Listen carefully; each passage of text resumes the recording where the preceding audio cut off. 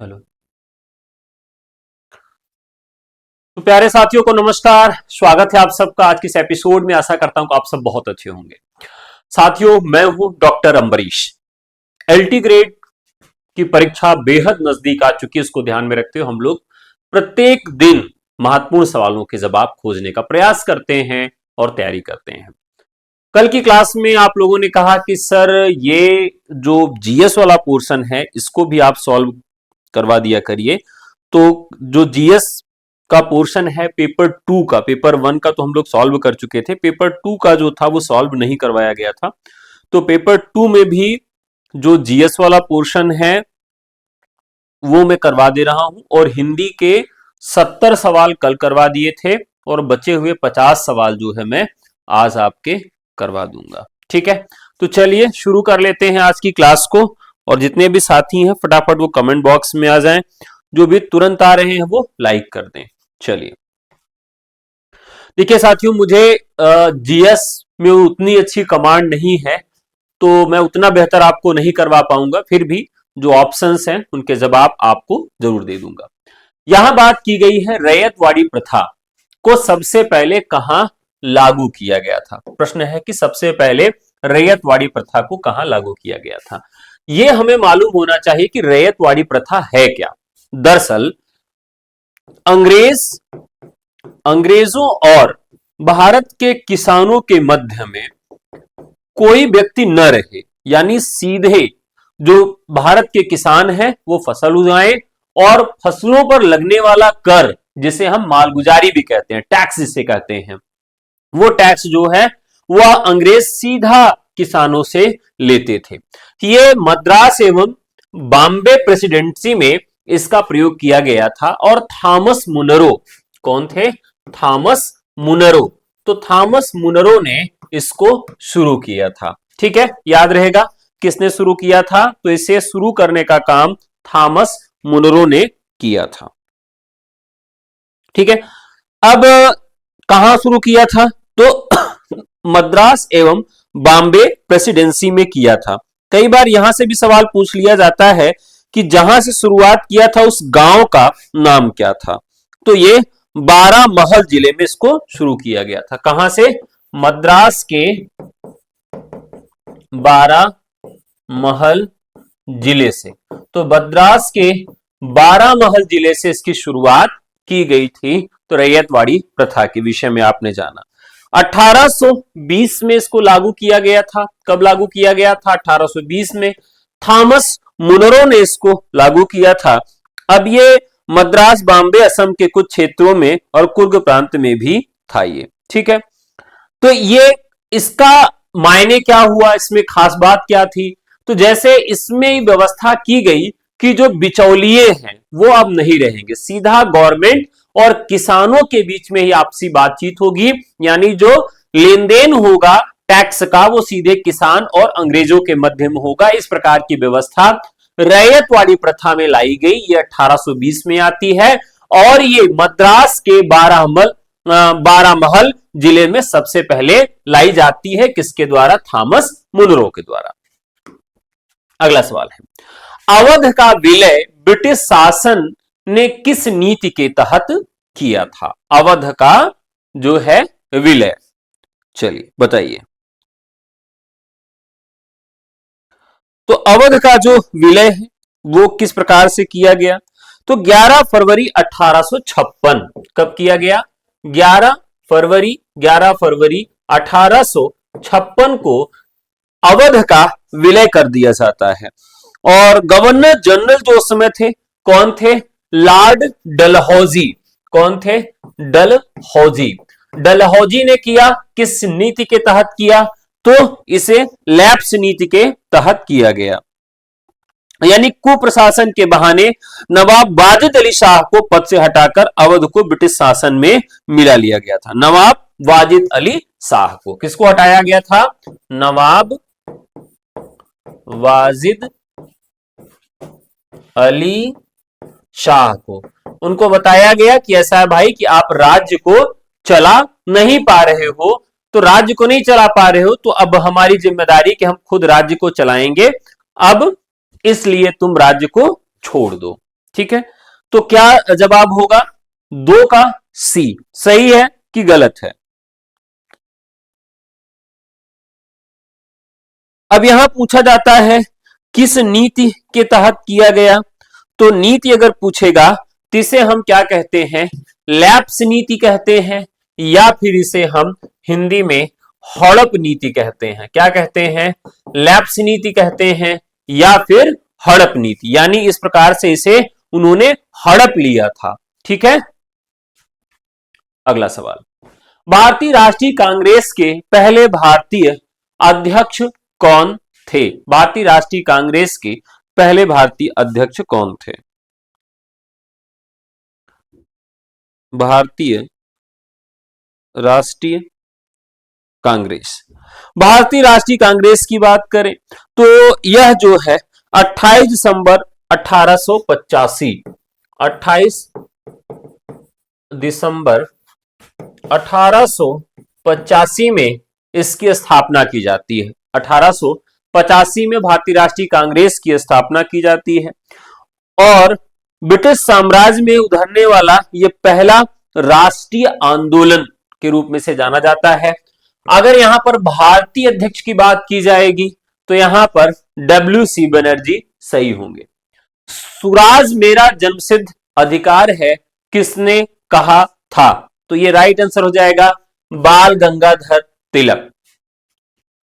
अगला सवाल है, कैबिनेट मिशन योजना का मुख्य उद्देश्य क्या था? बहुत महत्वपूर्ण सवाल है यह भी। कैबिनेट मिशन योजना दरअसल 1946 में ब्रिटिश मिशन था और यह भारत में भेजा गया था। कब भेजा गया था? 1946 में भारत में कैबिनेट मिशन को भेजा गया था। इसका उद्देश्य क्या था? कि भारतीय नेतृत्व को सत्ता का शांतिपूर्ण हस्तांतरण सुनिश्चित करना, भारत की एकता को बनाए रखना। पैथिक लॉरेंस, स्टैमफोर्ड क्रिप्स और एवी अलेक्जेंडर इसमें शामिल थे। ठीक है, अब बात किया गया है कि कैबिनेट मिशन योजना का मुख्य उद्देश्य क्या था? तो नई संविधान सभा का गठन करना।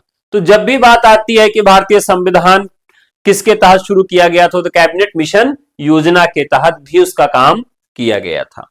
यानी भारत में अंग्रेजों को यह लग गया कि हम शासन नहीं कर पाएंगे, तो उस व्यवस्था को अच्छे तरीके से भारतवासियों को सौंप दे, इस चीज को ध्यान में रखते हुए कैबिनेट मिशन योजना की शुरुआत 1946 में की गई थी। यानी आंतरिक सरकार का गठन, प्रस्तावित संरचना, भारत की एकता, संविधान सभा का गठन और सत्ता का हस्तांतरण।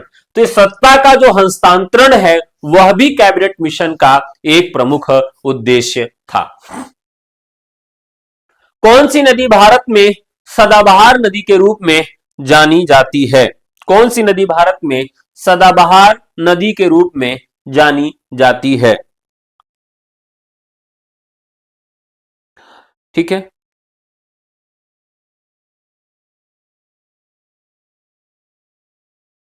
अब साथियों यहां पर एक सवाल यह बनता है कि सदाबहार नदी का मतलब क्या होता है? तो सदाबहार नदी का मतलब होता है वो नदी जो मौसम पर आधारित नहीं होती है। यानी बारिश हुई तो नदी चल रही है, बारिश नहीं हो रही तो नदी बंद हो गई, या फिर हिम का गलना शुरू हुआ तो नदी चल रही नहीं, नदी बंद हो गई। तो गोदावरी, नर्मदा, साबरमती, ये जो ब्रह्मपुत्र नदी है, यह नदी सदाबहार नदी के रूप में जानी जाती है। किस तरह के नदी के रूप में जानी जाती है? तो यह सदाबहार नदी के रूप में जानी जाती है। अब ये देखिए कितने देशों से इसकी यात्रा होती है। तो ये कहां से आती है? ये कहां से आती है? तो यह तिब्बत से शुरू होती है, फिर भारत में, और फिर कहां पहुंच जाती है? तिब्बत। यानी इसका जो स्थान है यह भी आपको याद रखना है। तो तिब्बत, भारत, बांग्लादेश में होते हुए तिब्बत के पुरंग जिले से मानसरोवर झील से निकट यहां से इसका होता है। तो ध्यान रखिएगा कहां से हुआ था? तो मानसरोवर झील से इसका उद्गम होता है और फिर 3 देशों की बांग्लादेश की यात्रा करती है ये। ठीक है, अब यह जो है ब्रह्मपुत्र नदी जो है अरुणाचल प्रदेश राज्य से भारत में प्रवेश करती है। यह भी पूछा जाता है कि कौन सी नदी कहां पर प्रवेश करती है, ध्यान रखिएगा। तो यहां पर यह भी पूछा जाता है कहां से ये प्रवेश करती है, तो ये अरुणाचल प्रदेश से भारत में अरुणाचल प्रदेश से यह प्रवेश करती है। ध्यान रखिएगा कि जब ये बांग्लादेश में प्रवेश करती है तो इसका नाम क्या हो जाता है, जमुना हो जाता है। वैसे ये ब्रह्मपुत्र नदी है, लेकिन जब बांग्लादेश में ये प्रवेश करती है तो इसका नाम बदल के क्या हो जाता है, जमुना हो जाता है। ठीक है, चलिए, और ये बंगाल की खाड़ी में मिल जाती है। हिमालय का सबसे युवा पर्वत श्रेणी कौन सा भाग है, तो ये जो शिवालिक हिमालय है ये सबसे नवीन है। ठीक है, हिमालय की जो पर्वत श्रेणियां हैं, यह भी सवाल आपसे बन सकता है कि हिमालय की प्रमुख पर्वत श्रेणियां कौन कौन सी हैं। अगला, भूमध्य रेखा किन देशों से होकर नहीं गुजरती, भूमध्य रेखा, भूमध्य रेखा अब यह कहां पर स्थित है, तो यह 0 अक्षांश पर स्थित है। ध्यान रखिएगा कि यह कहां पर स्थित है, तो ये 0 अक्षांश पर स्थित है, यानी पृथ्वी के बीचों बीच एक काल्पनिक रेखा है और यह उत्तरी और दक्षिणी गोलार्ध को विभाजित करती है। उत्तरी और दक्षिणी गोलार्ध को क्या करती है, विभाजित करती है और पृथ्वी का 2 भाग में बराबर बंटवारा करती है।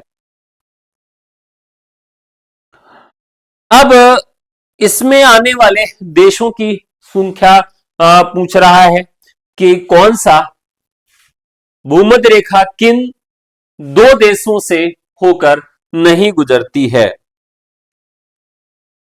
तो यहां पर देशों का नाम याद रखिए, दक्षिण America, Ecuador, Colombia, Brazil, Africa, Sao Tome, Principe, Gabon, Congo गणराज्य, कांगो लोकतांत्रिक गणराज्य, Uganda, Kenya, Somalia, Asia, Oceania, Maldives, Indonesia इत्यादि में ये होकर गुजरती है। अब आप बताएं कि इसमें कौन सा देश है जहां से होकर गुजरती है, तो भारत में ये जो एशिया से तो गुजरती है, लेकिन भूमध्य रेखा भारत से नहीं गुजरती है। ठीक है, अगला सवाल, भारत का कौन सा राज्य कृषि जल प्रबंधन में सर्वाधिक दक्ष माना जाता है, तो सर्वाधिक दक्ष माना जाए क्योंकि यहां पर बहुत सारी केनॉल्स हैं, यानी यहां पर बहुत सारी क्या है, नहरें हैं, तो राइट आंसर हो जाएगा हरियाणा। संविधान सभा की पहली बैठक कब हुई थी, तो ये 9 दिसंबर 1946 में हुई थी। और एक सवाल हो सकता है कि पूछ लिया जाए, क्योंकि अभी वंदे मातरम जो हमारा राष्ट्रगीत है इसके 10 वर्ष पूर्ण 150 वर्ष पूर्ण हो चुके हैं। तो ये वंदे मातरम से भारत के संविधान सभा की जो बैठक हुई तो उसकी शुरुआत वंदे मातरम से और अंत जनगण मन यानी राष्ट्रगान से हुआ था। राष्ट्रगीत से शुरुआत, राष्ट्रगान से अंत हुआ था। और इसमें शुरुआत के 2 पद जो हैं वो संस्कृत में हैं और बाकी सारे पद बांग्ला भाषा में हैं। किसमें, और ये जो आनंद मठ है उसमें 1881 में इसको रखा गया था। उसके बाद लोगों ने कहा और इसका विस्तार बंकिम चंद्र ने कर दिया था।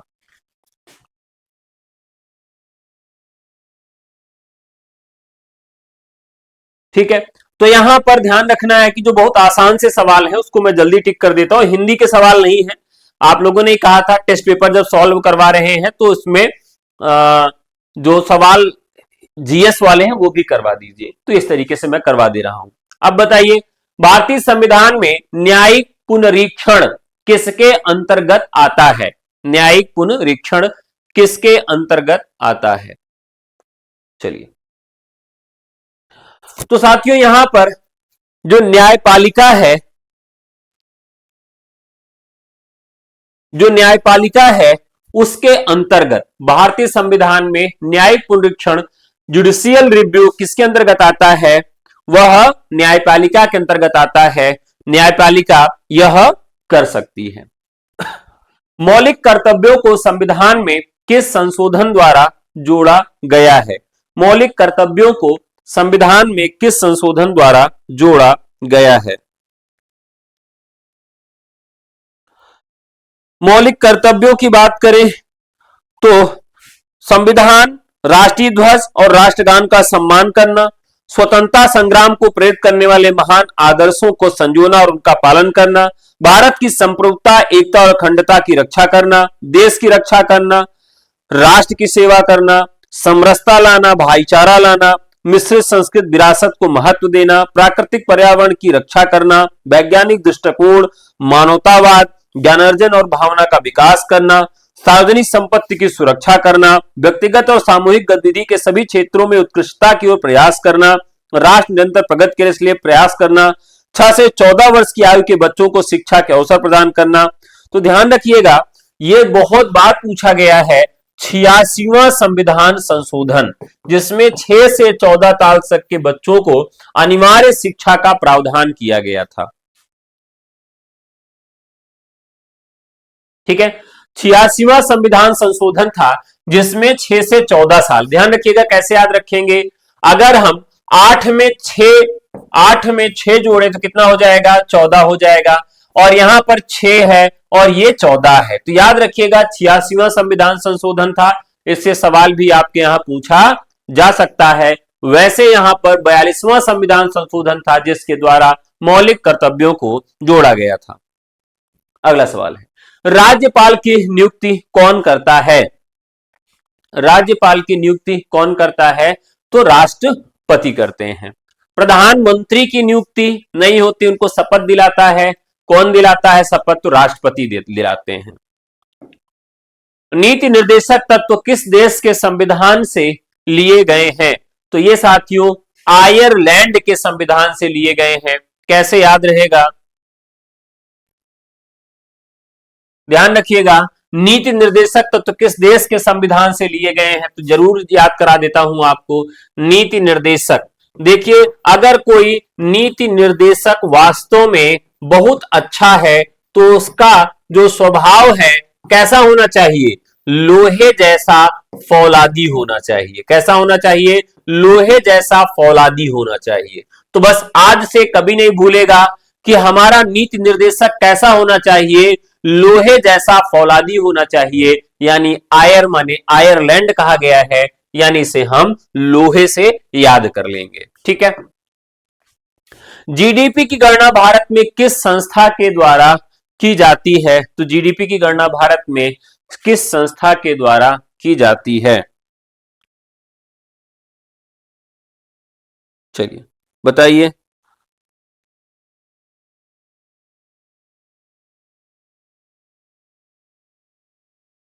तो जीडीपी की गणना कौन करता है? तो यह सांख्यिकी और कार्यक्रम कार्यान्वयन के द्वारा की जाती है। राष्ट्रीय सांख्यिकी कार्यालय, नेशनल, ठीक है,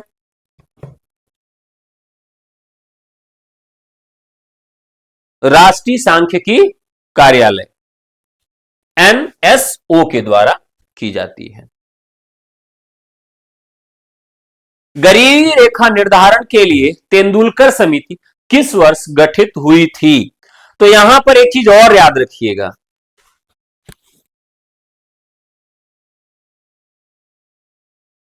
अरे भाई हिंदी के प्रश्न हैं, मैं आईएएस की परीक्षा की तैयारी नहीं करवा रहा हूं।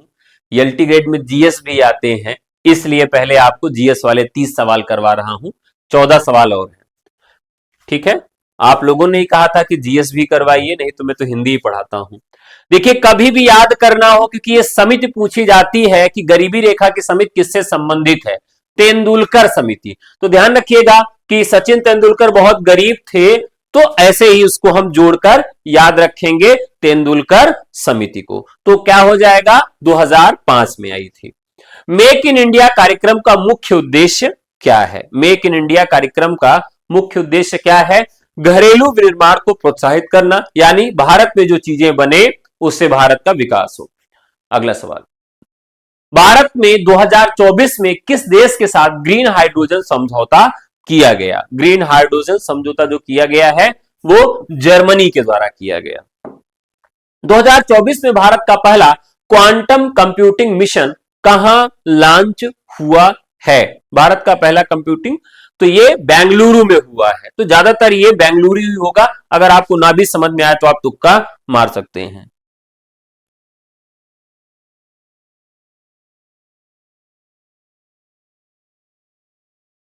ठीक है, 2024 में भारत का पहला क्वांटम कंप्यूटिंग मिशन कहां लॉन्च हुआ है? तो राइट आंसर हो जाएगा बेंगलुरु। ये करंट का सवाल है। G20 शिखर सम्मेलन 2024 की अध्यक्षता किस देश ने की थी? ये बताइए। अब G20 2024 ये आप जानते ही, आसान सवाल है।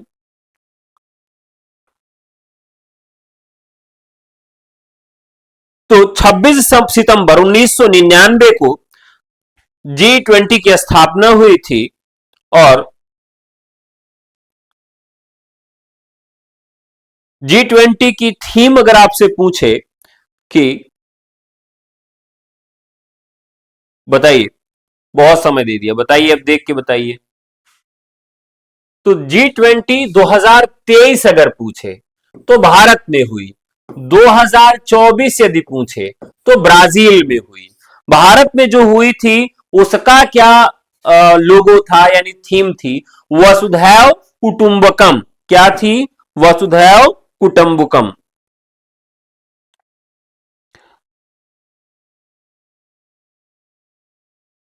न्यायपूर्ण विश्व और एक सतत ग्रह का निर्माण, building A just word and. तो ये जो आपका 2024 की थीम है वो ब्राजील में थी, यानी 2024 में ब्राजील हो गया। 2025 तक भारत का सबसे बड़ा सौर पार्क कहां स्थापित किया जाएगा? सबसे बड़ा सौर पार्क कहां स्थापित किया जाएगा?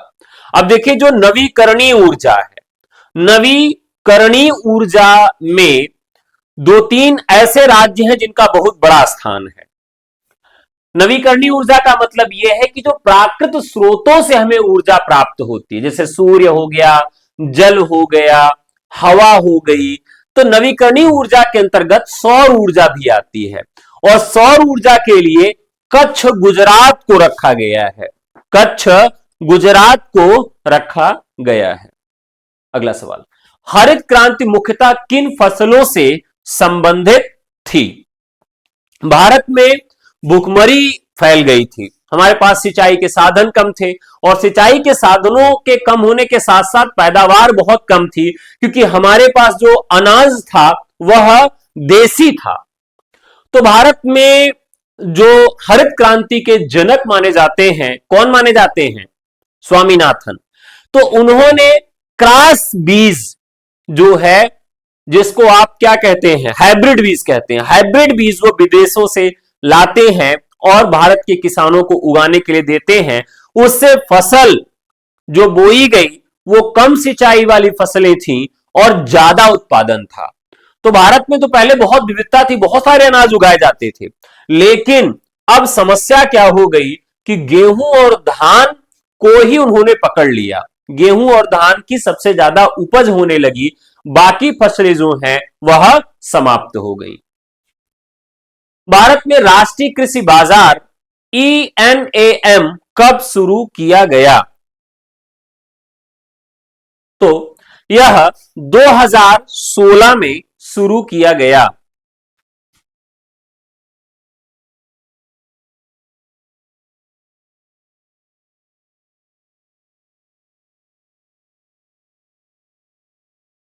चलिए,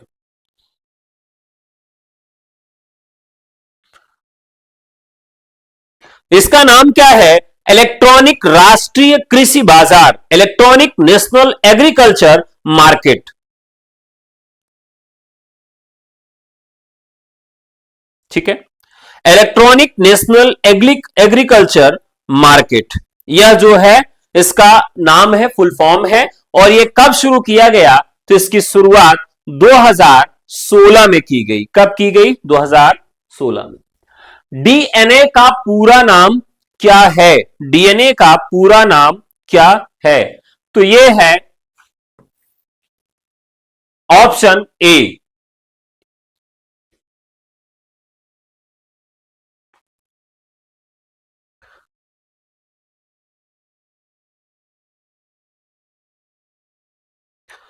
deoxy ribo nucleic acid. A option. प्रकाश की गति कितनी होती है? प्रकाश की गति कितनी होती है? तो 3 × 10⁸ यानी 3 × 10⁸ मीटर पर सेकेंड। तो अगर इन सब में देखें तो ऑप्शन ए सही है, 3 × 10⁸ मीटर पर सेकेंड।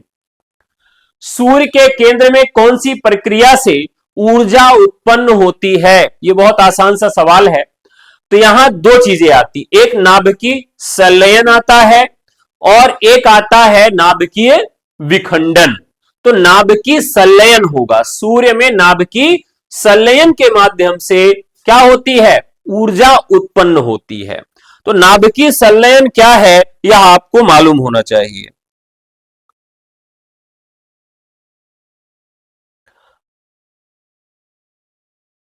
दो हल्के परमाणु नाभिक मिलकर एक भारी नाभिक बनाते हैं और इस प्रक्रिया में बाहरी मार्जा में यह ऊर्जा निकलती है। और इसके लिए आइंस्टीन ने E बराबर mc² एक सूत्र भी दिया था, जो आप लोगों ने कभी ना कभी पढ़ा होगा। E बराबर mc², यह सूत्र भी इसी से ही संबंधित है। इसरो का मुख्यालय कहां स्थित है? ये तो आप सभी जानते होंगे। इसरो का मुख्यालय कहां स्थित है? बेंगलुरु में। किसी राशि पर 2 वर्षों में 20% वार्षिक दर से साधारण ब्याज 800 है तो मूलधन कितना होगा? देखिए, कुछ लोगों का तो गणित में हाथ बिल्कुल तंग होता है।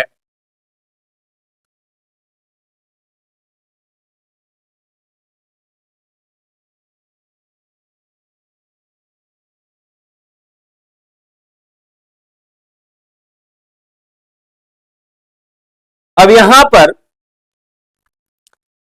राइट आंसर क्या होगा? चलिए सवाल छोड़ देते हैं, आप सॉल्व करिएगा। अंतिम सवाल। एक त्रिभुज की भुजाएं 5, 12 और 13 सेंटीमीटर है, उसका क्षेत्रफल क्या होगा? तो दो सवाल ये गणित के हैं, इनके उत्तर बता दे रहा हूं। सॉल्व करेंगे तो काफी टाइम लग जाएगा। 29 का बी में 300 और इसमें जो 60 सेंटीमीटर स्क्वायर ये आ रहा है। ठीक है, चलिए अब अपने हिंदी वाले पे चलते हैं हम लोग। निम्नलिखित में से, अच्छा ये तो हो चुका था।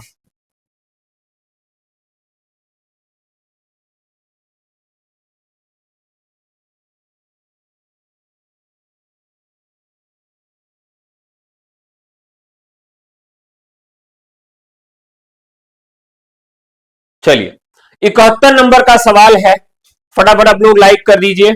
71 नंबर का क्वेश्चन है, लाइक करिए फटाफट।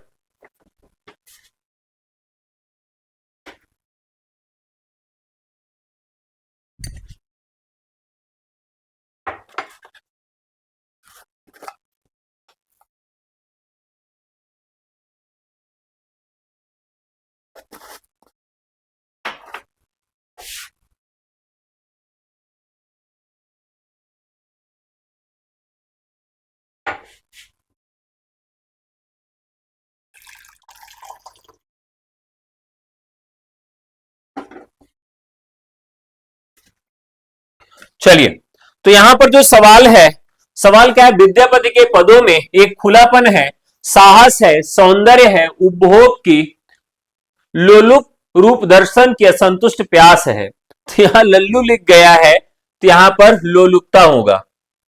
ठीक है, लोलुपता, लोलुप दर्शन की असंतुष्ट प्यास है। चलिए बताइए, बहुत महत्वपूर्ण सवाल है।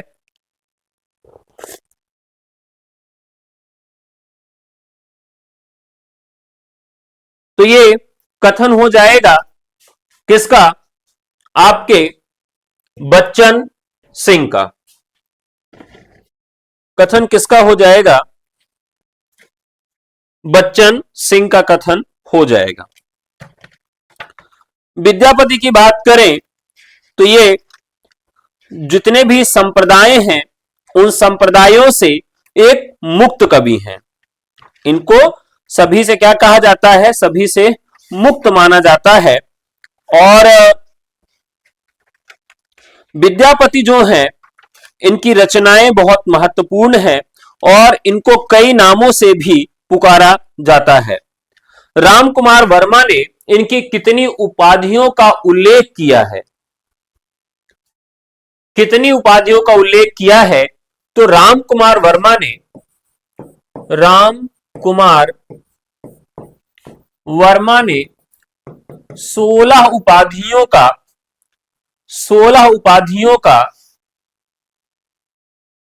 वर्णन किया है। तो बच्चन सिंह इसका राइट आंसर हो जाएगा। इसके अलावा श्रृंगारिक कवियों में मैंने आपको बताया था कि अगर किसने विद्यापति को श्रृंगारिक कवि माना है तो आप याद करेंगे राम राम राम हर सुभद्रा। क्या? राम राम राम हर सुभद्रा। तो राम कुमार वर्मा, रामचंद्र शुक्ल, राम वृक्ष बेनीपुरी, हरप्रसाद शास्त्री, सुभद्रा कुमारी चौहान, इस तरीके से ये सारे लोग इनको क्या मानते हैं? श्रृंगारी कवि मानते हैं और यह सर्वमान्य है। विद्यापति भक्त थे किंतु उनकी भक्ति भावना पर श्रृंगार भावना ने विजय प्राप्त कर ली थी। श्रृंगार, वो कहते हैं कि वो थे तो भक्त कवि, लेकिन उनकी भक्ति भावना पर श्रृंगार भावना ने विजय प्राप्त कर ली थी। यह कथन गुलाब राय का है। अगला सवाल, सर्वनाम के साथ आने वाली विभक्तियों को क्या कहा जाता है? सर्वनाम के साथ आने वाली विभक्तियों को क्या कहा जाता है? जैसे हमने कहा उसने। अब देखिए उस क्या है? उस क्या है? सर्वनाम है। और ने क्या है? विभक्ति है। अब अगर सर्वनाम के साथ देखें तो विभक्तियां चिपकी रहती हैं, लेकिन हम आप लिखे राम ने, हमने लिखा राम ने, तो राम ने में हम विभक्ति को चिपका नहीं सकते, वो अलग लिखा जाएगा। क्या लिखा जाएगा? राम अलग और ने अलग लिखा जाएगा। तो सवाल यही है कि सर्वनाम के साथ आने वाली विभक्तियों को क्या कहा जाता है? सर्वनाम के साथ आने वाली विभक्तियों को क्या कहा जाता है?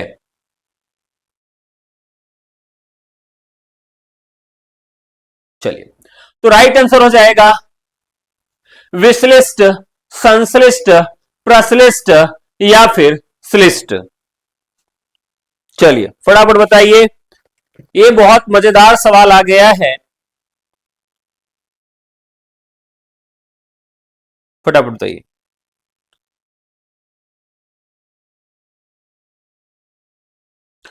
महत्वपूर्ण सवाल है। सर्वनाम के साथ आने वाली विभक्तियों को क्या कहा जाता है?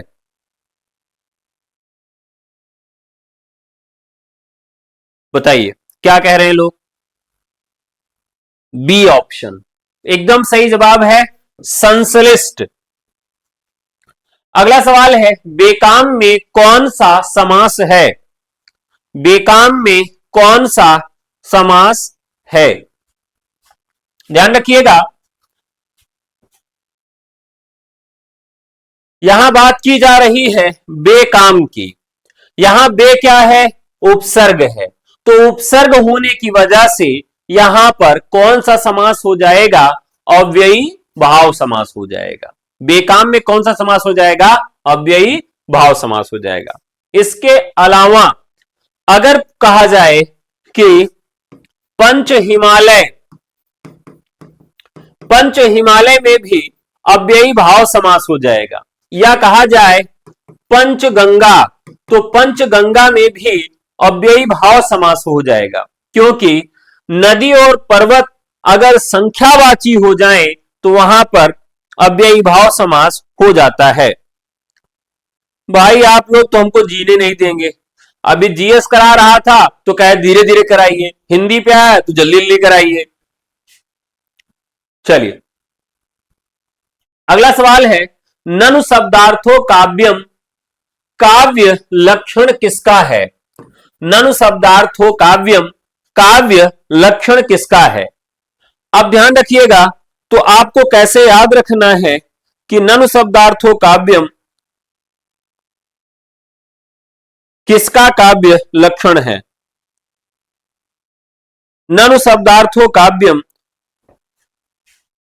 काव्य वह है जिसमें शब्द और अर्थ एक साथ मौजूद हो, उसे काव्य कहा गया है। तो यह परिभाषा किसकी है? सी यानी रुद्रट की है। ठीक है, यानी आप रुद्र की पूजा करते हैं तो आपको नाक से ननु बोलना पड़ता है, इस तरह से याद रखेंगे। कच्छुली रास के रचयिता कौन है? तो मैंने आपको बताया था कि कच्छुली का मतलब हो जाएगा, यह एक लड़की है जिसका नाम है प्रज्ञा, उसकी नाक कलछुल के जैसे, ऐसे याद रख लेंगे।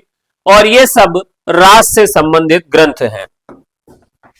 हिंदी के किस लोकप्रिय लेखक को ज्ञानपीठ 2025 में देने की घोषणा की गई है? काफी महत्वपूर्ण सवाल है।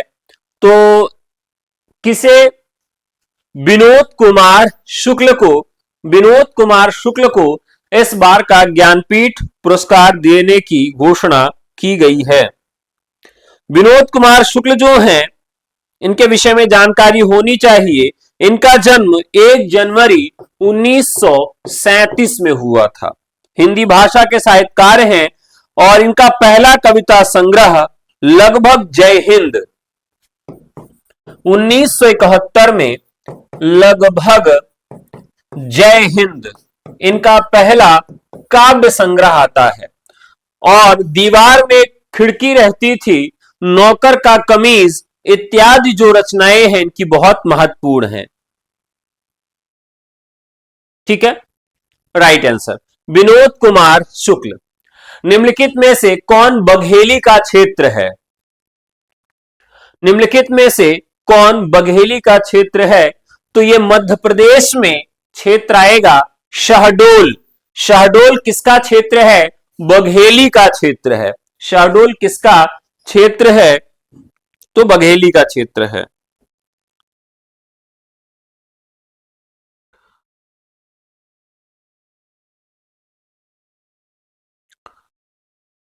चलिए इसी तरीके से सागर जिला जो है वहां पर बुंदेली बोली जाती है। क्या बोली जाती है? बुंदेली बोली का प्रयोग किया जाता है सागर में। बिलासपुर जो कि छत्तीसगढ़ में आता है, बिलासपुर की बोली कौन सी है? तो बिलासपुर में छत्तीसगढ़ी या कह सकते हैं खड़ी बोली, यानी छत्तीसगढ़ी मुख्य रूप से बोली जाती है। ठीक है, होशंगाबाद में कौन सी बोली जाती है बोली, ये आप सब कमेंट करके मुझे बताएंगे। होशंगाबाद में,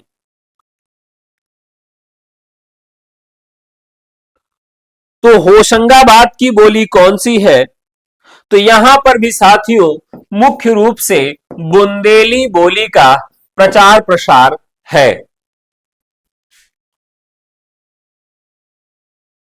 अगला, सर्वप्रथम किसने पृथ्वीराज रासो को अनैतिहासिक ग्रंथ घोषित किया? तो पृथ्वीराज विजय एक रचना है, पृथ्वीराज विजय जयानक भट्ट की, उस रचना के आधार पर इसे सबसे पहले क्या घोषित किया गया? फर्जी ग्रंथ घोषित कर दिया गया। तो यह काफी महत्वपूर्ण सवाल है। तो राइट आंसर हो जाएगा डॉक्टर बूलर ने। डॉक्टर बूलर ने पृथ्वीराज विजय जो कि जयानक भट्ट की रचना है, इस रचना के आधार पर इसे घोषित कर दिया गया। अगला सवाल, कबीर दास की भक्ति साधना का केंद्र बिंदु प्रेम लीला है, यह कथन किस विद्वान का है? ध्यान रखिएगा कि कबीर की भाषा को साधुकड़ी किसने कहा? रामचंद्र शुक्ल ने कहा। और हजारी प्रसाद द्विवेदी ने उनकी भाषा को बताया कि उनकी भाषा बहुत ही मजबूत है और वो भाषा के तानाशाह हैं। तो राइट आंसर हो जाएगा कबीर दास की भक्ति साधना का केंद्र बिंदु प्रेम लीला है, आचार्य हजारी प्रसाद द्विवेदी। हिंदुस्तानी एकेडमी प्रयागराज द्वारा प्रदान किया जाने वाला गुरु गोरक्षनाथ पुरस्कार 2021 किसको दिया गया? भैया दोनों सवाल याद रखिएगा, इसमें दो तरह के सवाल बनेंगे। एक तो हिंदुस्तानी एकेडमी जो है प्रयागराज उत्तर प्रदेश में है और इसकी स्थापना कब हुई थी? तो 1927 में हुई थी। हिंदी, उर्दू, ब्रज भाषा जैसी भाषाओं के संरक्षण के लिए इसका प्रमुख कार्य था। राष्ट्रभाषा हिंदी को विश्व की प्रमुख भाषाओं के समकक्ष स्थापित करना यह इसका प्रमुख आधार था। अब यह पुरस्कार जो है गुरु गोरक्ष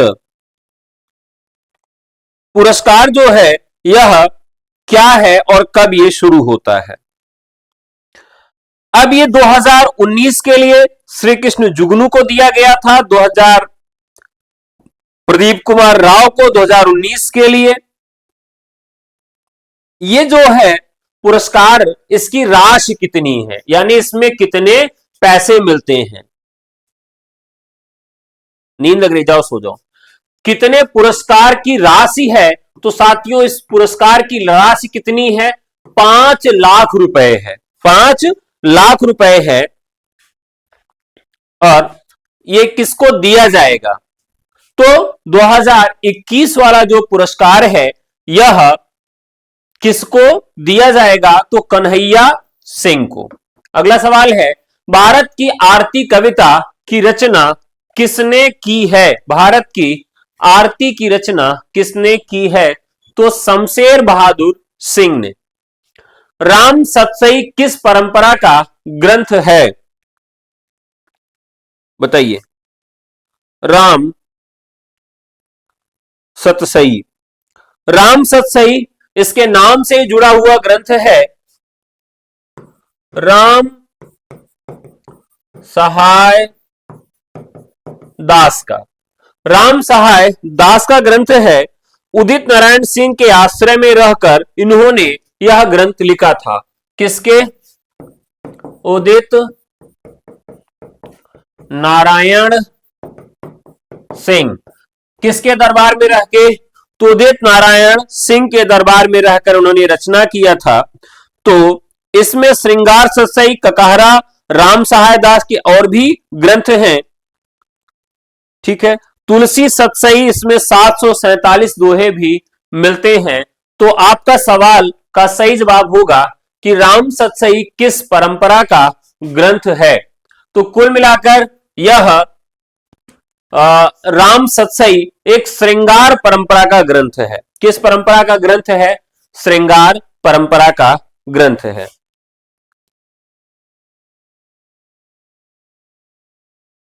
और ऐसा भी कहा जाता है कि यह ग्रंथ में से बहुत सारे दोहे कहां से ग्रहण किए गए हैं? रामाज्ञा प्रश्न से। कहां से? रामाज्ञा प्रश्न से।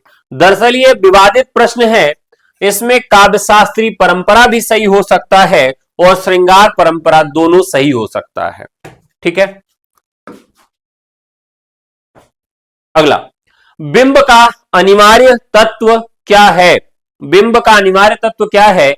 कि इंद्रियों के माध्यम से ही हम बिंबों का पता लगाते हैं। तो यानी बिंब के लिए क्या आवश्यक है? बिंब के लिए आवश्यक है इंद्रिय, यानी इंद्रियां।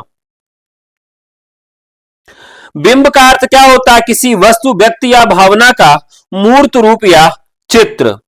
इंद्रिय अनुभव को जीवंत बनाने के लिए शब्द चित्र जो बनाए जाते हैं, यानी जिन शब्द चित्रों के माध्यम से हम किसी बात को आप तक पहुंचाते हैं, कहते हैं, समझाते हैं, उसको इंद्रियता कहते हैं। और यह किस तरह से होता है? बिंबों के माध्यम से ही होता है।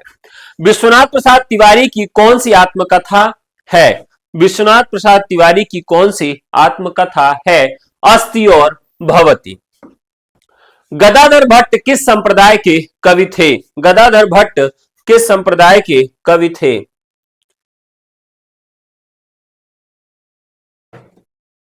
बताइए, गदाधर भट्ट किस संप्रदाय के कवि थे? तो ये चैतन्य संप्रदाय के कवि थे। चैतन्य यानी कृष्ण परंपरा के गौड़ी संप्रदाय।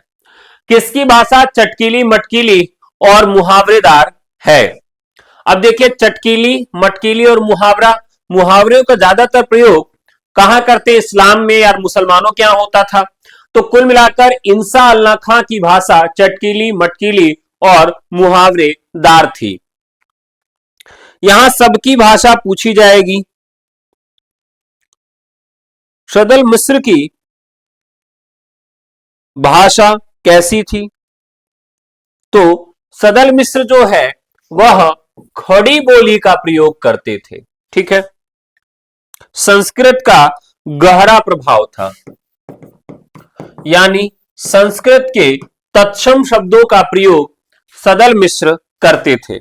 इसी तरह से लल्लू लाल की भाषा कैसी थी? तो यह भी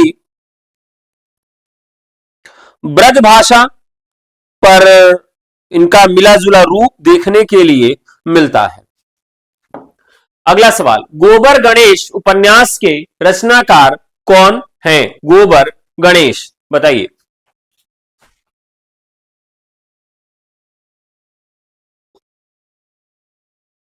तो गोबर गणेश की बात करें तो यहां पर रमेश चंद्र शाह। समिधा किसका काव्य संग्रह है? समिधा किसका काव्य संग्रह है? तो नरेश मेहता का।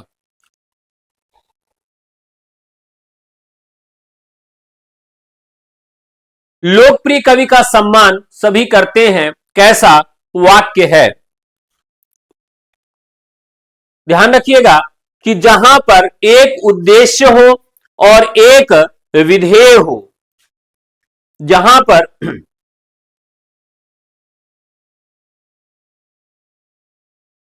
शादी में पूर्वी पंथा, किसमें? सदल मिश्र में पूर्वी पंथा। अच्छा,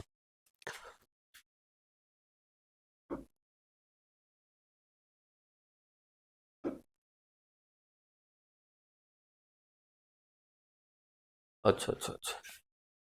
देखिए, यहां पर ये खड़ी बोली का भी प्रयोग करते थे, संस्कृत के तत्सम शब्दों का भी प्रयोग करते थे, लेकिन अब ये रहने वाले कहां के थे? पन की बात कराना तो वो तो अलग का मामला है। सदल मिश्र की भाषा की अगर हम बात करेंगे तो संस्कृत का भी प्रयोग था, खड़ी बोली का भी प्रयोग था, लेकिन मुख्यतः इनके यहां बिहारी बिहारी हिंदी का भी प्रयोग करते थे। और बिहार कहां है? पूर्वी क्षेत्र में है।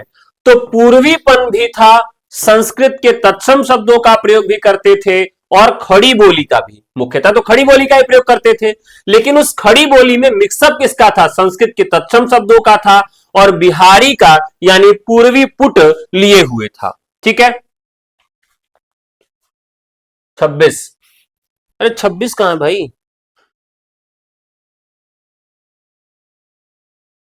चलिए आगे बढ़ते हैं।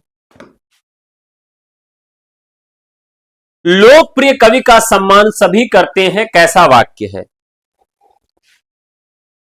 वाक्य के दो भाग होते हैं, एक होता है उद्देश्य। लोकप्रिय कवि उद्देश्य हो गया, का सम्मान सभी करते हैं तो यह हो गया विधेय। तो जहां पर एक उद्देश्य और एक विधेय होता है उसे हम कैसा वाक्य कहते हैं? कैसा वाक्य कहते हैं? सरल वाक्य। तो यहां पर रचना के आधार पर वाक्यों को तीन भागों में बांटा जाता है। सरल या साधारण, मिश्र और संयुक्त, 3 प्रकार के वाक्य। अगला सवाल, भारवी ने अपनी रचना किरातार्जुनीयम में महाभारत के किस पर्व को आधार बनाया था? किरातार्जुनीयम में तो उन्होंने वन पर्व को आधार बनाया था। किसको आधार बनाया था? तो वन पर्व को उन्होंने आधार बनाया था।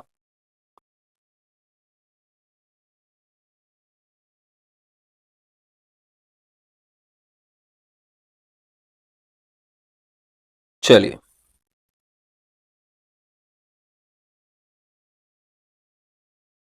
तो इसमें किरात रूपधारी शिव एवं पांडुपुत्र अर्जुन के बीच धनुर्युद्ध और वार्तालाप को दर्शाया गया है, क्योंकि अर्जुन क्या कर लेते हैं, अपना रूप बदल लेते हैं, किरात वेशधारी हो जाते हैं और वहां पर शिव से उनका युद्ध होता है। और इसमें वनेचर वनेचर का भी एक नाम आता है। केशवदास को क्लिष्ट कल्पना का कवि किसने कहा है? केशवदास को क्लिष्ट कल्पना का कवि किसने कहा है?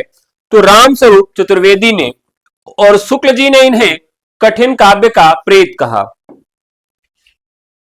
मिट्टी से कहूंगा धन्यवाद नामक काव्य संग्रह किसका है? तो यहां पर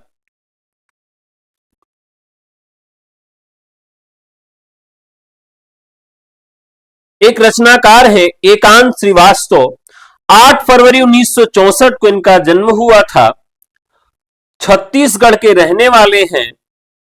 और अन्न है मेरे शब्द, मिट्टी से कहूंगा धन्यवाद, बीच के फूल तक धरती अधखिला फूल है, पानी भीतर फूल इनका उपन्यास है, कविता का आत्मपक्ष इनका आलोचना है। मेरे दिन मेरे वर्ष, मेरे दिन मेरे वर्ष इनका संस्मरण है। एकांत श्रीवास्तव। अक्षर अक्षर यज्ञ पत्र साहित्य में किसका संग्रह है?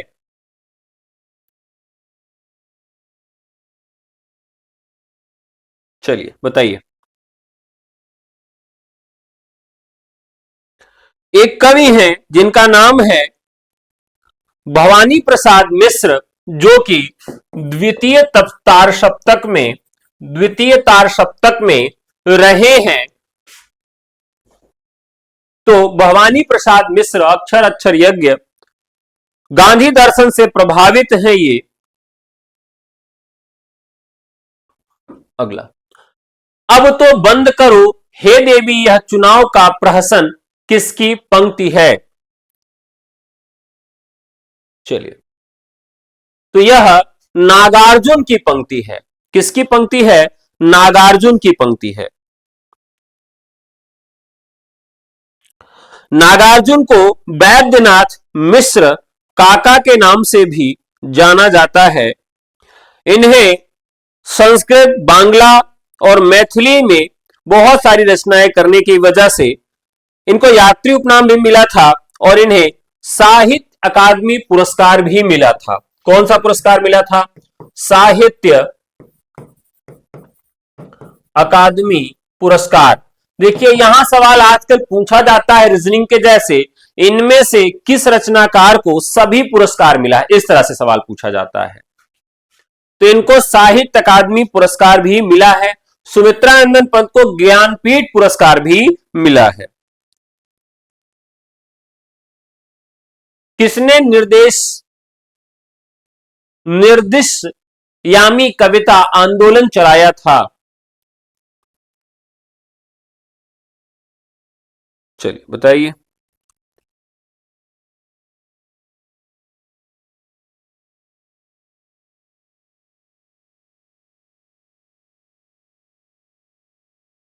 सत्यदेव राजहंस।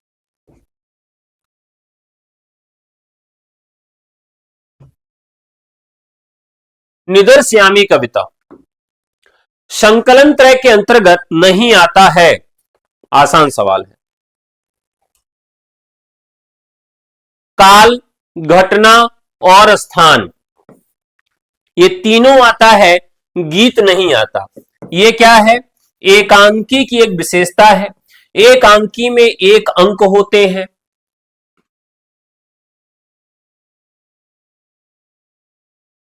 अरे यार जल्दी करें, नींद आ रही है, इसका क्या मतलब है? कोटा पूरा करना है का? ऐसे अपनी खोपड़िया को पकड़िए और बलवा को ऐसे पकड़ के 2-3 बार झुला के ठंडे ठंडे पानी में दे मारिए, सारी नींद भाग जाएगी। चलिए अगला सवाल, गलीचा किस भाषा का शब्द है? गलीचा किस भाषा का शब्द है? महत्वपूर्ण और आसान सवाल है। गलीचा किस भाषा का शब्द है? तो जो भारत में आया और उसने अपनी जो चीजें हैं वो लाई,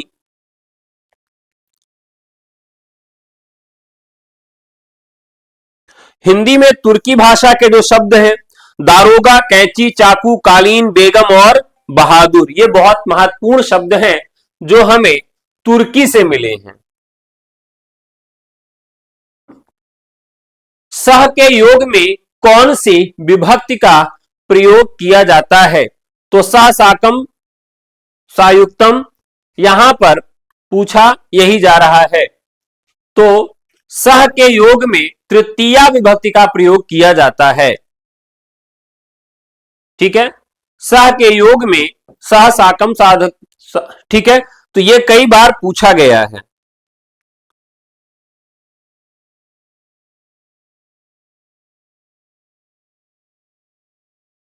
सह के योग में जो विभक्ति होती है, कौन कौन से? सह, साथ साथ, साकम, साधर्मम, समम। ठीक है, अगला, नई कविता की अवधारणा से संबंधित कविता के नए प्रतिमान पुस्तक के रचनाकार कौन हैं? तो राइट आंसर हो जाएगा नामवर सिंह। अब यहां अगर कविता के नए प्रतिमान आए हैं तो नामवर सिंह हो जाता है, और अगर इसी को थोड़ा सा बदल दें, नए कविता के प्रतिमान अगर कर दें,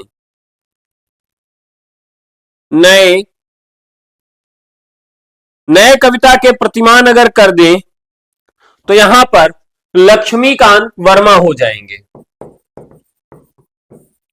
लक्ष्मीकांत वर्मा हो जाएंगे। याद कैसे रखेंगे दोनों को? तो अगर पहले नए आएगा तो फिर लक्ष्मी आएंगी, तो लक्ष्मी नई नहीं होती है हमेशा। कविता के नए प्रतिमान अगर होगा तो वहां नामवर सिंह ही होंगे। अकविता को अंतर्विरोधी की अन्वेषक कविता किसने कहा है? तो ये श्याम परमार ने कहा है। किसने कहा है? श्याम परमार ने कहा है। अकविता आंदोलन जो है यह 1960-70 में चलता है। जगदीश चतुर्वेदी ने इसको शुरू किया था। किसने? जगदीश चतुर्वेदी ने अकविता आंदोलन को शुरू किया था। इस आंदोलन का पारंपरिक काव्य सिद्धांतों का विरोध करना था, आक्रामकता और सीधी सपाट बयानी शैली अपनाना था। श्याम परमार भी इसके प्रवर्तकों में शामिल हैं। सपने महक उठे गीत संग्रह के रचनाकार कौन हैं? सपने महक उठे, तो राम अवतार त्यागी। कौन सी कृति रामविलास शर्मा की नहीं है? कौन सी कृति रामविलास शर्मा की नहीं है?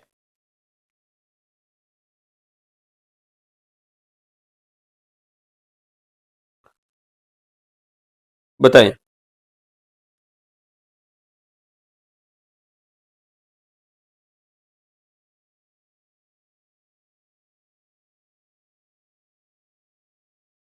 तो यहां पर निराला की साहित्य साधना, कार्ल मार्क्स भाषा और समाज, महाविषाद वेदी और हिंदी नवजागरण, ये तीनों कृतियां उनकी हैं जबकि डी इनका नहीं है।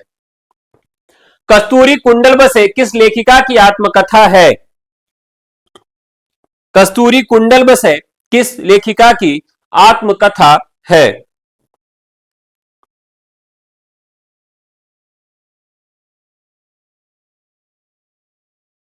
बताएं।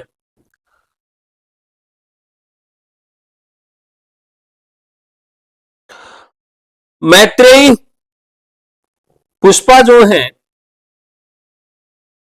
की आत्मकथाओं की बात करें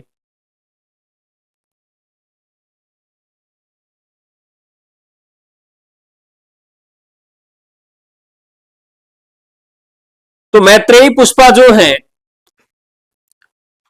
30 नवंबर 1944 अलीगढ़ में इनका जन्म होता है। स्मृति दंश बेतवा बहती रही जन्मम चाक झूला नट अलमा कबूतरी ये इनकी महत्वपूर्ण रचनाएं हैं। कस्तूरी कुंडल बसे गुड़िया भीतर गुड़िया। कस्तूरी कुंडल बसे गुड़िया भीतर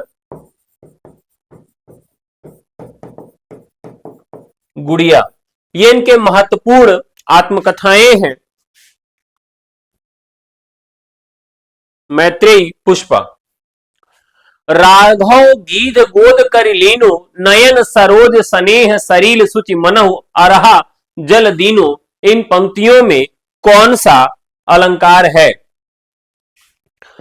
अब यहां पर उस गिद्ध का वर्णन है जो राघव के गोद में मर जाता है, यानी करुण होगा। कालिदास की कौन सी कृति बृहत्त्रयी में शामिल है? कौन सी कृति बृहत्त्रयी में शामिल है?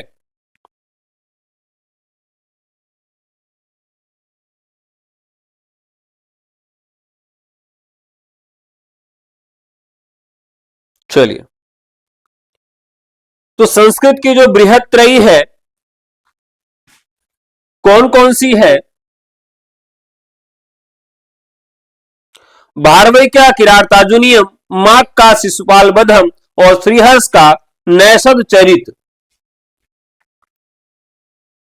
अब यहां जो राइट आंसर हो जाएगा कोई नहीं। कालिदास की कौन सी कृति बृहत्त्रयी में शामिल है? आयुर्वेद में 3 प्राचीन और प्रमुख ग्रंथ हैं जिसमें चरक संहिता, सुश्रुत संहिता और अष्टांग हृदय। 3 महाकाव्यों की बात करें तो किरातार्जुनीयम, शिशुपाल वध और नैषध चरित हैं। ठीक है, अगला सवाल है सूरदास के उस ग्रंथ का नाम बताइए जिसमें रीति विवेचन मिलता है। तो साथियों मैंने बार बार बताया है कि इसमें नायिका वर्णन भी किया गया है और एक प्रकार से यह रीति विषयक ग्रंथ भी कहा जाता है। तो साहित्य लहरी सूर सागर में क्या है? सूर सागर में भ्रमर गीत प्रसंग है। सूर सारावली में क्या है? सूर ने अपने जीवनी या अपनी जो पीढ़ी है उसका वर्णन किया है। ठीक है, तो राइट आंसर हो जाएगा साहित्य लहरी। जिस नायिका में लज्जा की अधिकता हो उसे क्या कहेंगे? ठीक है, बताइए।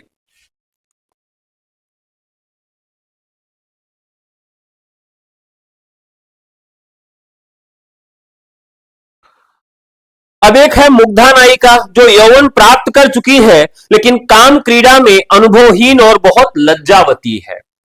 तो वो युवा तो हो गई है लेकिन काम क्रीड़ा में अभी वह उतना अनुभव नहीं रखती है, इस वजह से वह बहुत लज्जा में रखती है।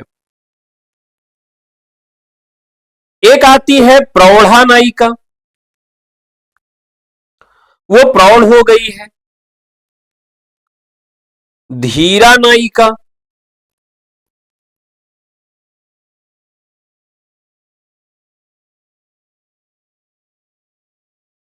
अब धीरा नायिका क्या करती है?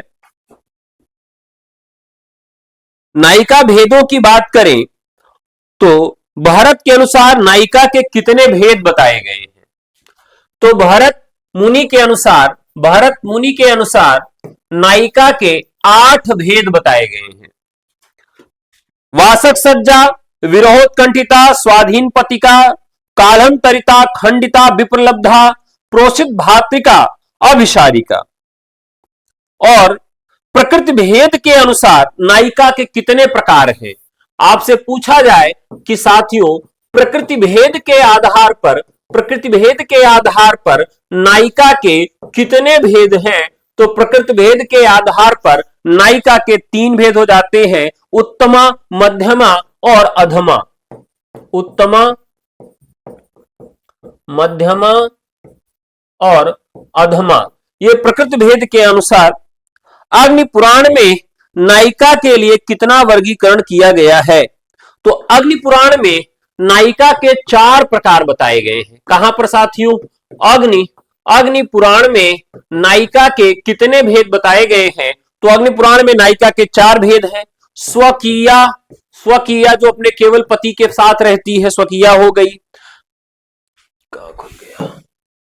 स्वकीया हो गई। फिर आती है परकीया, परकीया जो पर पुरुष गामिनी होती है, परकीया हो जाएगी। पुनर्भू और सामान्या, पुनर्भू और सामान्या। तो ये जो है भेद किया गया अग्नि पुराण के अनुसार। ठीक है, अब बात करें तो नायिका जो है स्वकीया, परकीया और सामान्या, कुल मिलाकर अग्नि पुराण के आगे जब हम चलते हैं तो 3 प्रकार की नायिकाएं प्रमुख हो जाती हैं, स्वकीया, परकीया और सामान्या। ये स्वकीया, परकीया और सामान्या पुनर्भू को मान्यता नहीं मिलती है। स्वकीया में मुग्धा, मध्या और प्रगल्भा, मध्या में धीरा, मध्य धीरा और धीरा, और मध्या में ज्येष्ठ और कनिष्ठा, परकीया में ऊढ़ा और अनूढ़ा आ जाती है। तो ऊढ़ा और अनूढ़ा भी ध्यान रखिएगा, ऊढ़ा और अनूढ़ा भी याद रखिएगा। अनूढ़ा को बहुत ही छोटे उम्र वाली कहा जाता है, अनूढ़ा को कन्या कहा जाता है। ठीक है, अगला सवाल, मत्यय शब्द रूप मत शब्द का है, तो यहां पर चतुर्थी एक वचन है। अगला सवाल है, पूजनी शब्द में प्रयुक्त कौन सा प्रत्यय है? ध्यान रखिएगा, अगर हम संस्कृत की बात करें तो संस्कृत में एक प्रत्यय है जिसको हम क्या कहते हैं? अनियर प्रत्यय कहते हैं। क्या कहते हैं? अनियर प्रत्यय कहते हैं। और इस प्रत्यय में हम क्या करते हैं? चाहिए अर्थ निकलते हैं। क्या निकलता है? चाहिए अर्थ निकलता है। और पठ, पठ अनियर में शेष क्या बचता है? अनीय शेष बचता है, और शब्द क्या बन जाता है? पठनीय। पठ में अनी जोड़ेंगे पठनीय, स्ना में अनी जोड़ेंगे स्नानीय, भक्ष में अनीय जोड़ेंगे भक्षणीय, इस प्रकार का शब्द बन जाता है।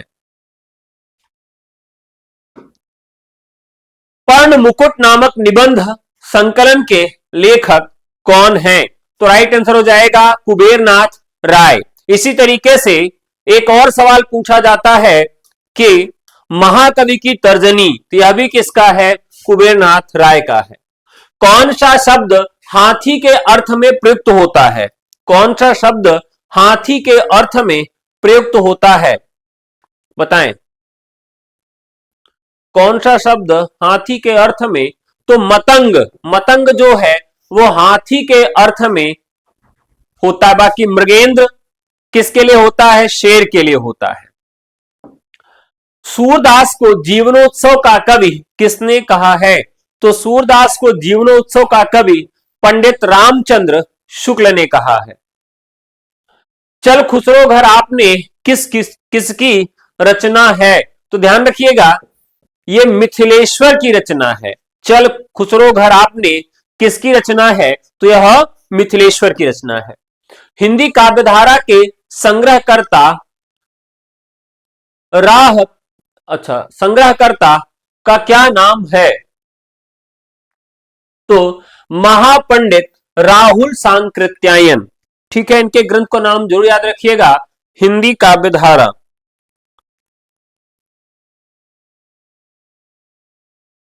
हिंदी काव्यधारा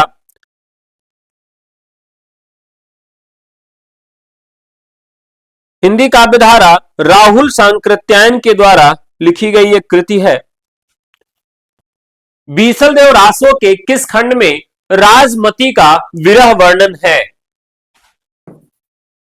बीसल देव रासो के किस खंड में राजमती का विरह वर्णन है?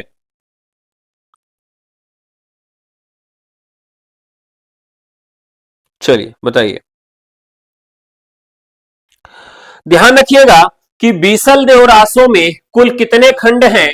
तो 4 खंड हैं। 1, 2, 3 और 4 खंड है।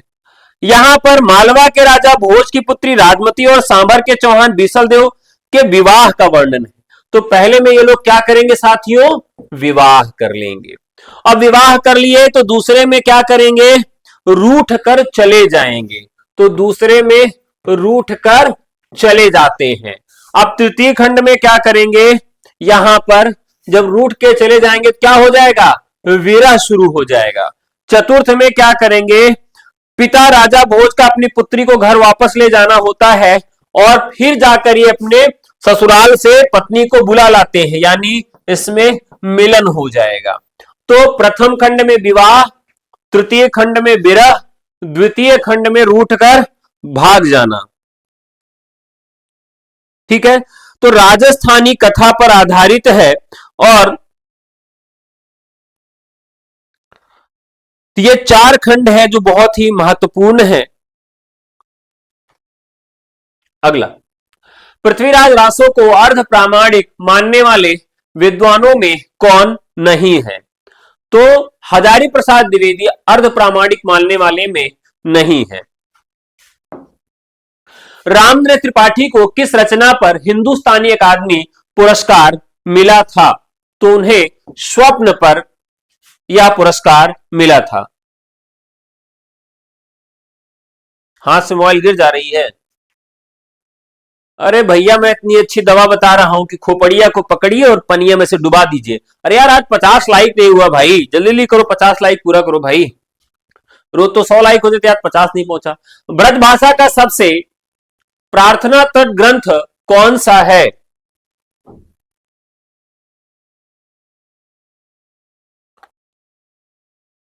तो प्राकृत आकरण। निम्नलिखित प्रहसनों में से रचना जीपी श्रीवास्तव की नहीं है।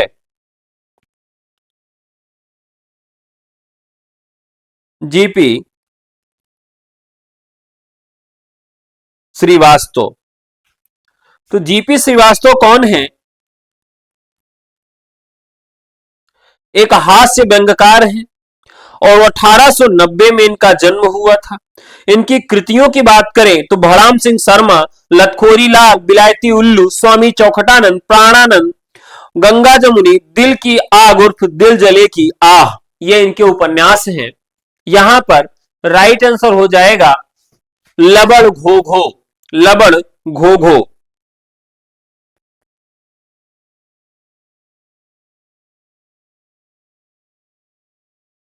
तो यहां पर धोधो होगा, लबड़ धोधो।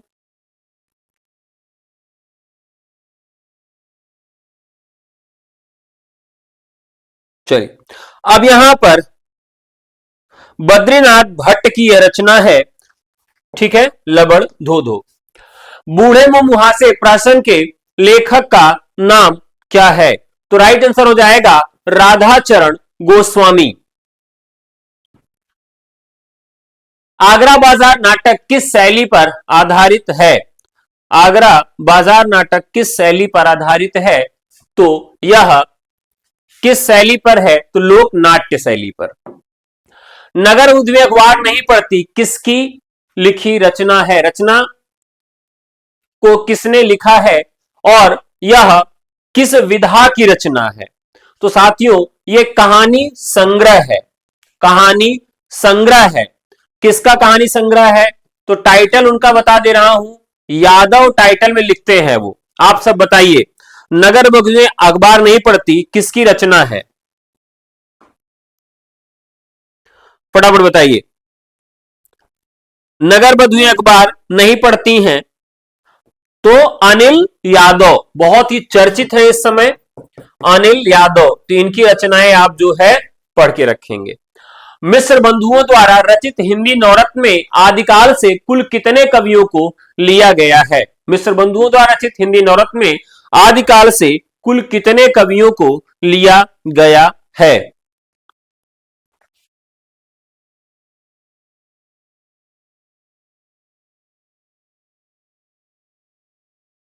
तो ध्यान रखिएगा, तुलसी, सूरदास, देव बिहारी, भूषण, केतो, मतिराम, चंदबरदाई, भारतेंदु, हरिश्चंद्र। तो यहां पर केवल चंदबरदाई को ही लिया गया है। ठीक है, तो राइट आंसर हो जाएगा केवल चंदबरदाई को लिया गया है। पहली बार जब इन्होंने नवरत्न के नाम घोषित किए तो उसमें इन्होंने कबीर को स्थान नहीं दिया था और बाद में कबीर को स्थान दिया गया। इनमें से कौन सी रचना आत्मकथा है? कौन सी रचना आत्मकथा है? तो बचपन एक आत्मकथा है।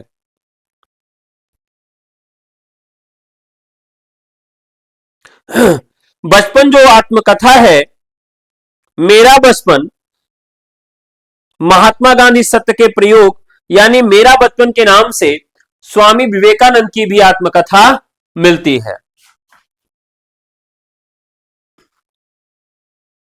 अगला, दिल्ली प्रेम प्रदेश किस कवि की है? किस कवि की डायरी विधा मानी जाती है दिल्ली प्रेम प्रदेश? यहां पर रामेश्वर डांटिया। काव्य के विशिष्ट तत्व के रूप में ध्वनि शब्द का सर्वप्रथम प्रयोग किसने किया? तो उनका ही ग्रंथ है। इन्होंने ध्वनि संप्रदाय की स्थापना की और उन्होंने आनंदवर्धन ने ध्वन्यालोक में ही ध्वनि के विशिष्ट तत्व की सर्वप्रथम प्रयोग किया। हरा भरा है सब पेट जो भरा, सुनो नहीं तो बस शून्य है, धारा उक्त पद्यांश में कौन सा छंद है?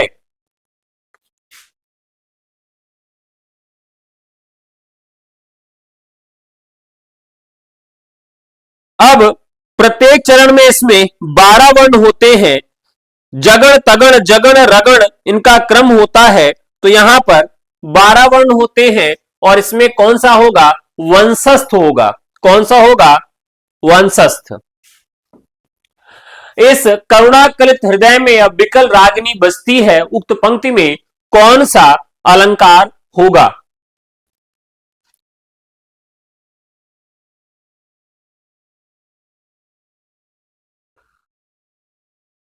अब बात करें साथियों, जब कही गई बात का अर्थ वक्ता इच्छित अर्थ से भिन्न या टेढ़ा लेता है, जानबूझकर अनजाना और दूसरा अर्थ निकालता है, तो वहां पर कौन सा अलंकार होता है?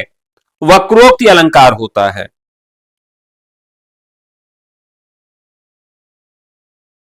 ये कहां से पंक्ति ली गई है? तो यह आंसू की जो कृति है जयशंकर प्रसाद की, वहां से यह कृति ली गई है। इस करुणा कलित हृदय में अब बिकल रागिनी बसती, क्यों हाहाकार स्वरों में वेदना असीम गरजती, मानस सागर के तट पर क्यों लोल लहर की घातें, कल कल ध्वनि से कहती कुछ विस्मृत बीती बातें। यहां पर लोल शब्द आया है। आप लोगों के लिए क्वेश्चन ऑफ द डे है, आपको बताना है कि लोल शब्द का अर्थ क्या होता है। लोल शब्द का अर्थ प्रसाद के आंसू में यह लोल शब्द आया हुआ है। बताएं।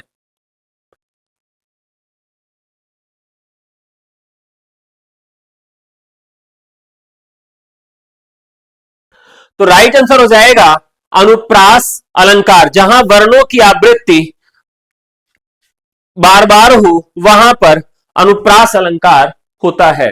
अगला सवाल है, एक भाषा के अंतर्गत जब कई अलग अलग विकसित हो जाते हैं तो उन्हें बोली कहते हैं। उक्त कथन किस विद्वान का है? उक्त कथन किस विद्वान का है? राइट आंसर हो जाएगा डॉक्टर भोलानाथ तिवारी।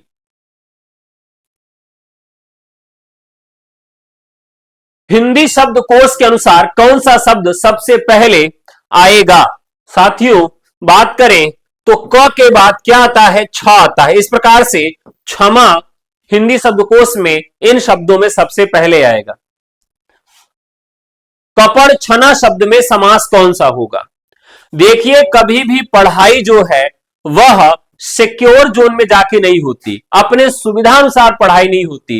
इस दुनिया में जितने लोग महान बने हैं या जिन लोगों को नौकरी मिली है, उन्होंने अपना सिक्योर जोन छोड़ा है। तो अगर आप सिक्योर जोन छोड़ना चाहते हैं तो नौकरी आपके लिए तैयार है। यदि आप सिक्योर जोन में रह के सारा काम करना चाहते हैं तो थोड़ा सा संघर्ष ज्यादा है। कपड़ छना में कौन सा समास है ये आपको बताना है।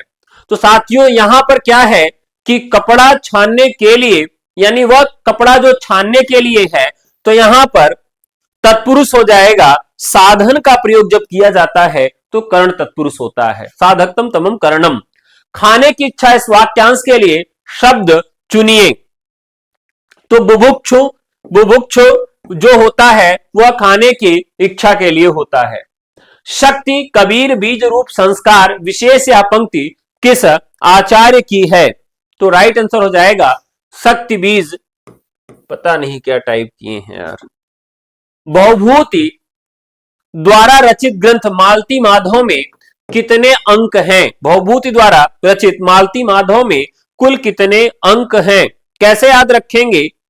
तो यहां पर 10 याद रखेंगे। मालती माधव में कितने अंक हैं?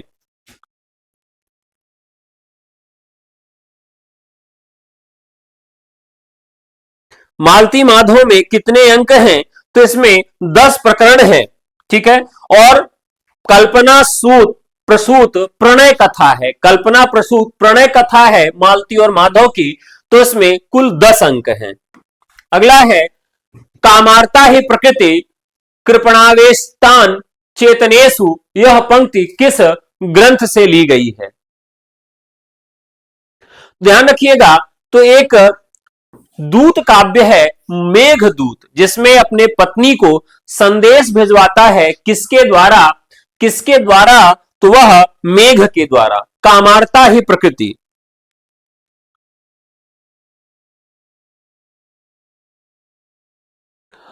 कामार्ता ही प्रकृति कृपाणानाश्चे चेतनानेशु।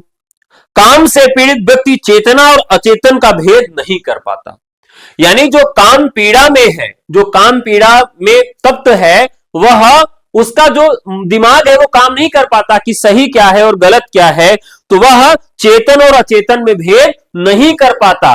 वानी वो पेड़ से भी बात करने लगेगा कि बताओ हमारी प्रेमिका छोड़ के चली गई। वो जानता है कि पेड़ नहीं बात कर पाएगा, लेकिन काम से पीड़ित व्यक्ति चेतन और अचेतन का भेद भूल जाता है। तो कामार्ता है प्रकृति प्राण चेत चेतना चेतनेशु, ये कई बार सवाल पूछा गया है, इसे आप जरूर याद रखिएगा। मेघदूत की एक उक्ति है, कामार्ता यानी काम वक्षा से पीड़ित जो व्यक्ति है।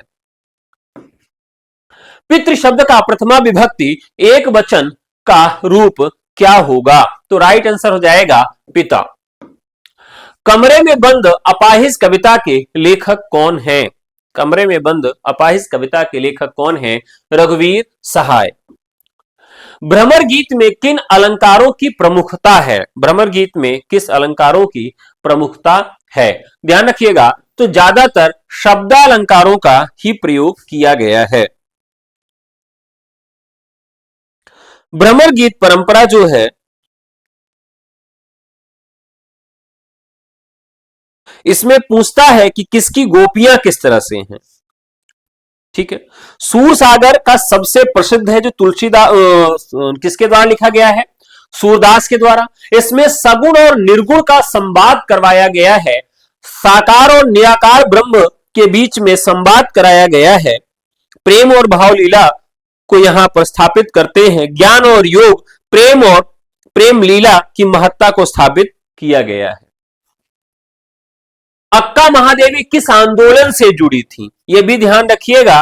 तो अक्का महादेवी जो है वह शैव आंदोलन से जुड़ी थी और इन्हें दक्षिण की मीरा भी कहा जाता है। क्या कहा जाता है इन्हें? दक्षिण की मीरा भी कहा जाता है। कहां से जुड़ी थी अक्का महादेवी?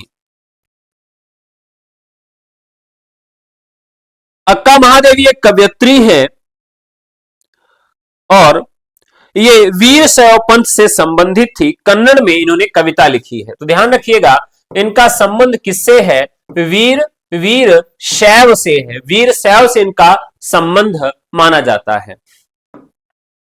उत्तम पुरुष शैली में लिखा गया हिंदी का पहला उपन्यास कौन सा है, तो सौंदर्योपासक, सौंदर्योपासक पहला उपन्यास है। प्रमुख उपन्यास और उपन्यासकारों के संबंध में असत्य का चयन करिए, असत्य का चयन करिए। मुट्ठी में बादल रामधारी सिंह दिनकर, मीठी नाम कुसुम कुमार, यहां आया है मुट्ठी में बादल।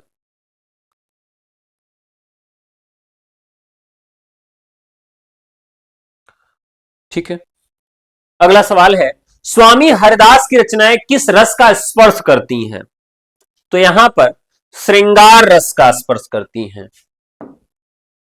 पृथ्वीराज रासों के सर्गों को क्या कहा गया है, तो पृथ्वीराज रासों के सर्गों को समय कहा गया है। मन रे परिस हरि के चरण के रचयिता कौन है, तो मीराबाई।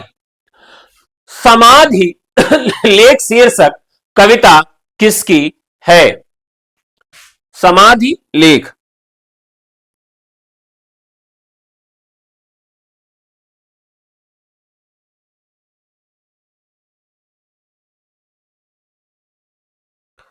समाधि लेख कविता जो है वह श्रीकांत वर्मा की है। अगला सवाल, आंखों से भी छोटी चिड़िया के रचनाकार कौन हैं, तो इंदु जैन। समकालीन कविता का कवि निम्नलिखित में से कौन नहीं है, समकालीन कविता, यहां एक नाम है केदारनाथ अग्रवाल। तो केदारनाथ अग्रवाल जो है यह किस धारा के अंतर्गत आते हैं, तो केदारनाथ अग्रवाल जो है 1 अप्रैल 1911 में इनका जन्म होता है और माता घसीटो देवी थी, हनुमान प्रसाद इनके पिता का नाम था, उत्तर प्रदेश के बांदा में इनका जन्म हुआ था। ठीक है, इनकी रचनाओं में जमुन जल तुम जो शिलाएं तोड़ते हैं और गुलमेहंदी काफी प्रसिद्ध है। तो समकालीन कविता कवि लिखित में कौन नहीं है, तो केदारनाथ अग्रवाल नहीं है। समकालीन कविता का समय क्या है यह भी पूछा जाता है, तो समकालीन कविता का समय 1960 के दशक के बाद से माना जाता है, यानी 1960 के बाद 1970 के आसपास की कविता जो है उसको समकालीन कविता के अंतर्गत रखा जाता है। आदिकाल में किस कवि को अभिमान मेरु की संज्ञा दी जाती है, तो पुष्पदंत को। किसको दी जाती है, पुष्पदंत को। पुष्पदंत क्या है, अपभ्रंश भाषा के महाकवि थे। महापुराण, जसहर चर्यु, रयकुमार चर्यु इनकी रचनाएं हैं। भक्ति काल की प्रेमाश्रयी धारा पर किस मत का सर्वाधिक प्रभाव था, तो यहां पर प्रेमाश्रयी धारा पर सूफी का सबसे अधिक प्रभाव था।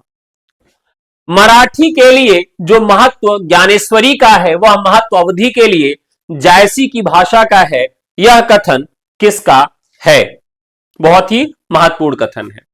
साथियों, यदि आप हमसे अभ्यास बैच से जुड़ना चाहते हैं, chapter wise practice revision model paper notes चाहते हैं, तो व्हाट्सएप करें 9628959237 पर LT grade, UP, TGT, PGT के लिए।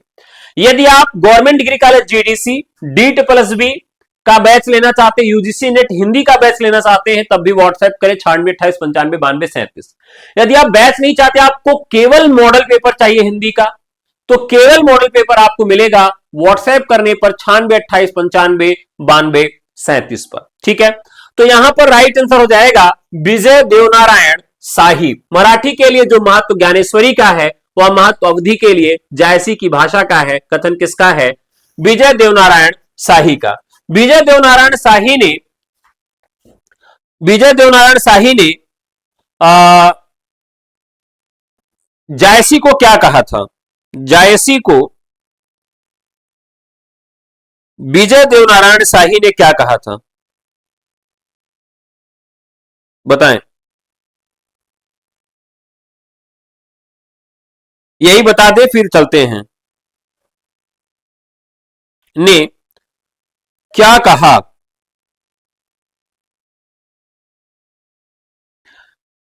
ध्यान रखिएगा, तो आप लोग कमेंट करके बताइएगा कि विजय देवनारायण शाही ने जायसी को क्या कहा था। तो आज के सवाल यहीं तक। जाते जाते लाइक करके जरूर जाइएगा। फिर मिलते हैं कल इसी समय, तब तक के लिए नमस्कार, जय हिंद, धन्यवाद।